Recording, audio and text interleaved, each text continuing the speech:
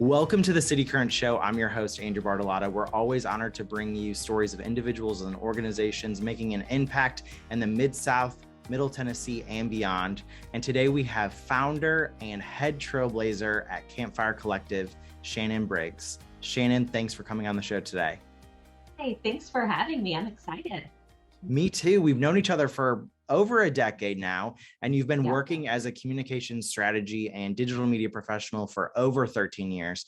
Talk about your career leading up to the brand launch of Campfire Collective. I guess I can start way back when I was in college. I got a job waiting tables at Huey's just to pay the bills going through college.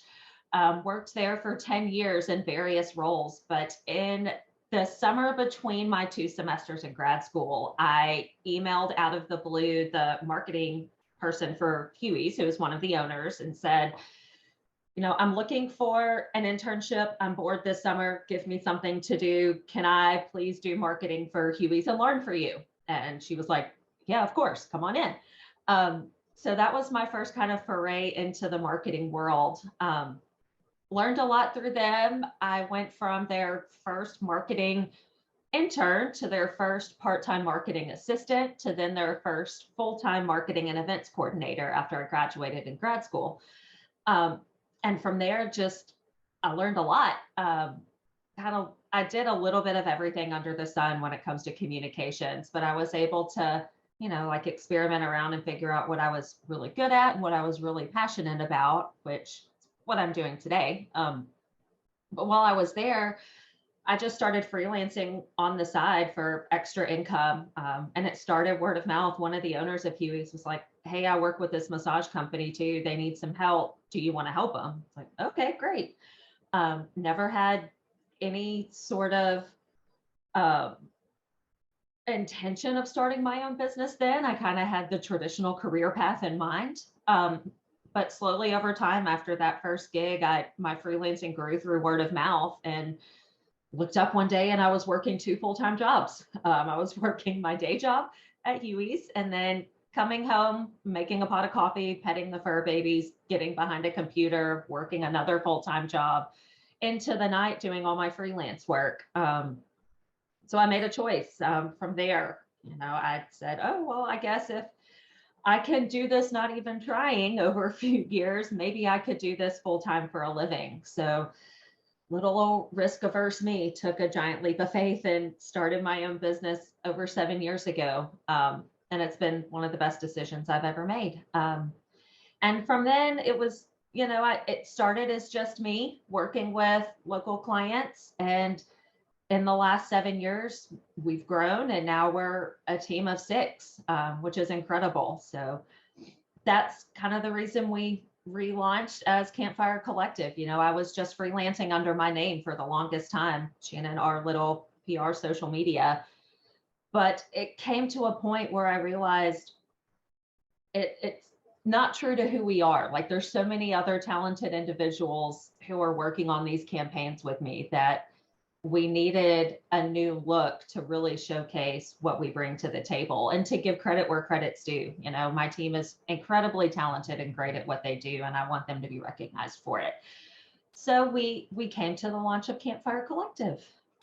I love that. And I love when you say give credit where credit's due, because seeing you as Shannon R. Little to now Campfire Collective and a team of 6, that's got to be so fulfilling to be able to provide your friends and your colleagues a opportunity to help build Memphis and really companies across the United States for their communication efforts. And you've worked with over 50 organizations to help develop those successful marketing and communication strategies. Give us an idea for some of the companies you've worked with and success examples. Right now, we have about 10 to 15 clients on retainer, but I've worked on campaign projects on a regular basis too. But some of my oldest clients are familiar faces in Memphis, like the barbecue shop, best barbecue in town, not biased at all.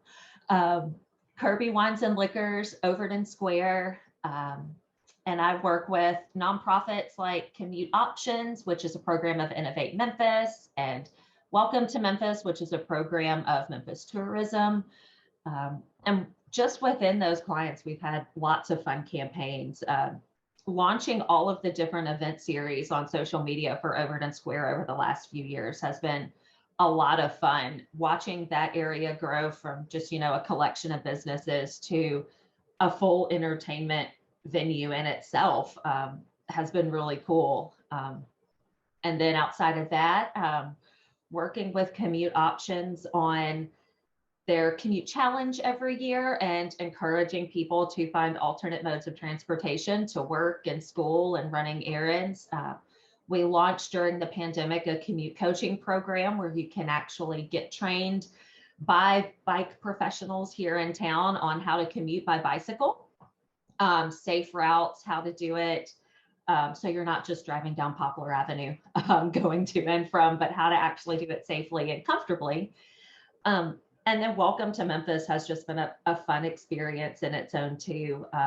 We've launched the PIC Awards, which annually celebrates hospitality employees here in town, recognizing those restaurant workers, hotel workers, attractions, tour guides, anyone in hospitality and tourism who just goes above and beyond in what they do. They get cash prizes and awards on a regular basis. I think, coming from a restaurant background myself, those are the hardest working employees in the entire city, and being able to recognize them is really fulfilling. And then during the height of the pandemic, we pivoted with Welcome to Memphis to issue grants to those hospitality workers who were laid off or furloughed. So launching that and coordinating that was fulfilling as well, being able to put like tangible dollars into the hands of the people who needed it most was really, really fun.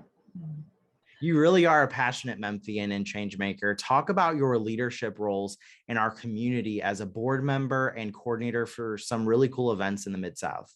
I'm on the board and the publicity coordinator for East Button Art Walk here in town, which is a local arts festival in the East Button neighborhood. And personally, from a non-biased perspective, of course, think it's the best arts festival in town.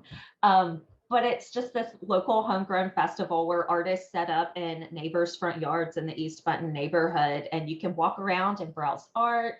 There's food trucks, live music. You can buy a wine glass, and we'll fill up your glass of wine as you browse. And it's really fun. It's just a big party, and to watch it grow from just a collection of 10 to 20 artists to over 100 artists featured, and a small group of 100 or 200 people to thousands of people coming into this event now has been really incredible.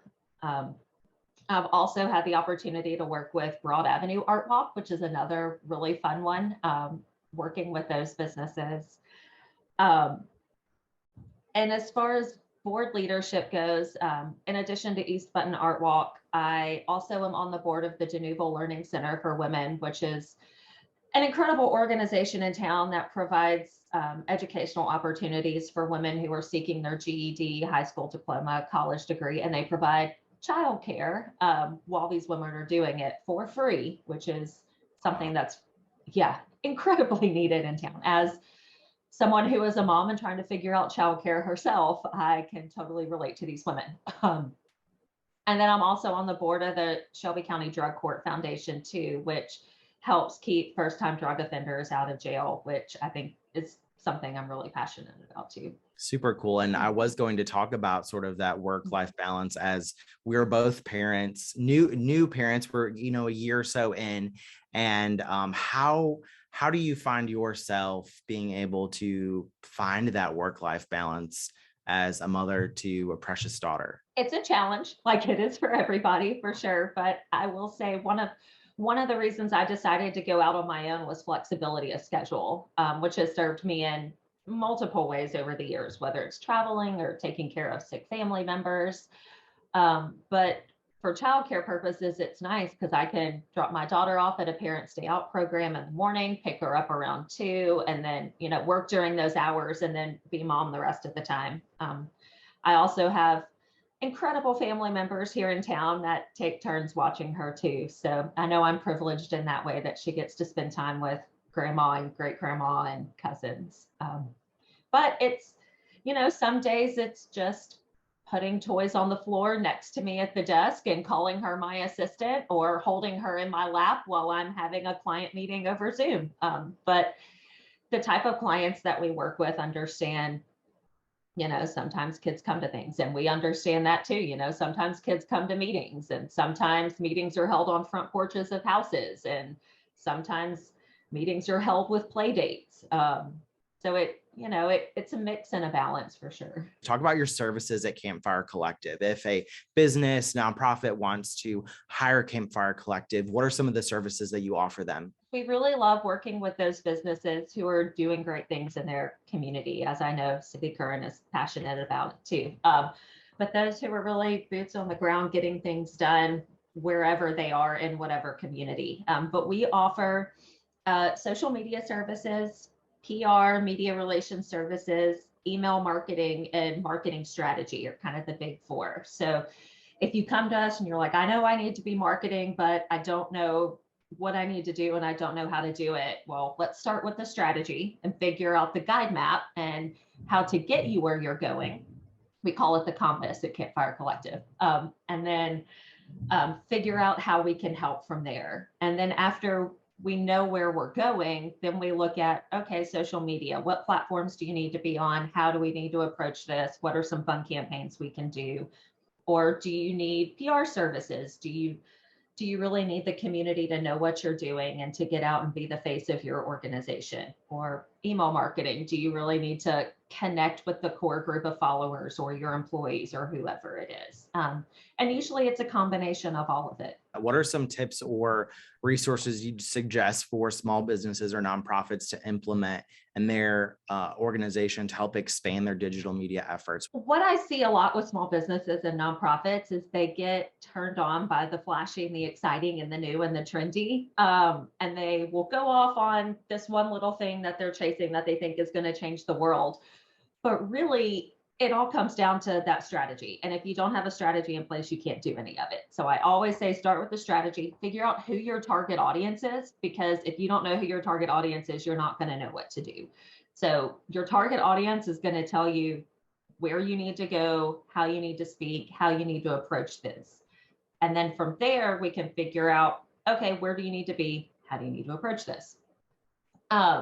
So having the foundation, I think, is the important piece, because then you can learn, like, okay, our target audience is Gen Z. Maybe we do need to explore TikTok, versus our target audience is 55 and above. Maybe TikTok isn't for us. It would be a waste of our time and money. New and trendy is fun and exciting, and play around with it personally for sure. But when it comes to your business, there's limited time and resources as a business owner, as a nonprofit leader, as someone who is overseeing marketing for a company. You want to make sure that whatever you're doing is the best bang for your buck and the best reward for your time. One of my friends has a coffee shop in the Mid-South, and they have this really great point of sale system. And so talking with her about it, I said, well, look at your point of sale system and see some of the analytics you can get from it. And she was able to see her top customers. She's able to look at demographics. And so for those B2C companies, you can really look at some of the things inside the store, some of the operational analytical type things, and then go, okay, what can I learn from this that'll help explore my target audience for online? So target audience, like you said, is huge, because and really the analogy with Campfire Collective is you can't go camping and not have any tools or a compass or a map of where you're going. And that strategy really is that map. So for those that just sort of post blindly, you're really doing yourself a disservice. And working with someone like Campfire Collective to really hone in on who your target audience is, what your strategy is, and thinking about it from new perspectives is huge for your business and definitely pays dividends. I always tell people posting on social media is 20% of the battle. Like, whatever you're doing on social, yes, you need fun, creative content and you need to get it out there daily. But on top of that, what are we doing to grow your audience? What are we doing to engage with your community? What do the data and analytics say about what's working and what's not? What are some fun, creative campaign ideas that we can push? And how are we making sure that we're doing this effectively? So yeah, it hurts me to see when people are just posting and hoping that it works. It makes me want to step in and the marketing brain in me start analyzing it. Yes, absolutely. I hear you on that. Where can people go to learn more about you, your team, and Campfire Collective? So you can find us on our website at buildacampfire.com. And then our socials are Facebook, Twitter, LinkedIn, and Instagram. We're at Build a Campfire. Shannon, thank you so much for coming on the show today. Thank you for having me.